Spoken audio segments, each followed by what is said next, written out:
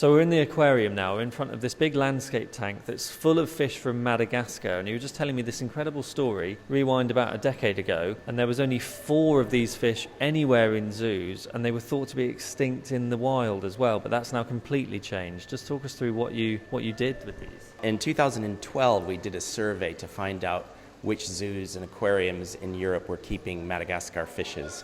And that survey revealed there were 2 males at London Zoo and a male and female at Berlin Zoo. And unfortunately, cichlids being what they are, they're a bit aggressive. The male killed the female at Berlin Zoo, so that left 3 males. And so with the support of a whole group of people, we conducted an expedition to Madagascar to see if there was any hope of finding them in the wild. And after a month of searching, we ended up finding a small intermittent pool in a tributary of the Mangarahara River where there were still some of these fish present. And so we decided to rescue 19 of the fish that we caught. And the fish that we have here in the aquarium today are the descendants of those 19 fish that we took. Brian has dedicated his life to protecting animals, and today he showed me several of the most endangered at Bristol Zoo that will be moving to Wild Place.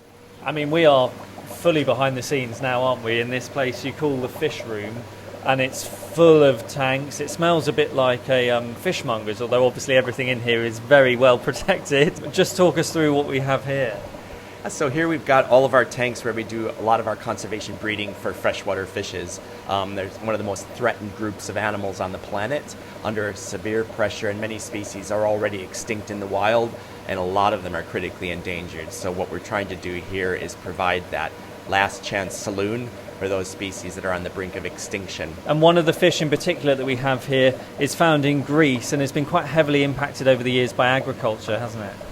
Yes, there's a number of threats affecting this species, but agriculture is one of them, and that's because in dry areas like Greece, where water is really important for growing crops, the farmers use the water from the springs to irrigate, but they also put pesticides and chemicals on the crops, which then end up as runoff and go back into the springs, and that impacts the fish that are living there. We've got really ambitious targets, and 80% of the species that will be in the new Bristol Zoo at Wild Place are going to be in targeted conservation.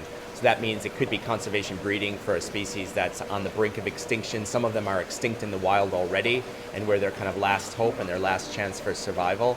But also it could be related to research and understanding more about those animals so that our programs and projects in the wild can benefit from what we've learned. The Wild Place site is 12 times the size of Bristol Zoo Gardens, which means the conservation work we can do is going to be expanded significantly. In our conservation breeding center, only the most threatened species will be there. Some of them are extinct in the wild or critically endangered, and we're going to have a place where we can not only safeguard populations of those species, but also learn a lot more about them. And I think our ambitious target of 80% in targeted conservation is pretty much a global first.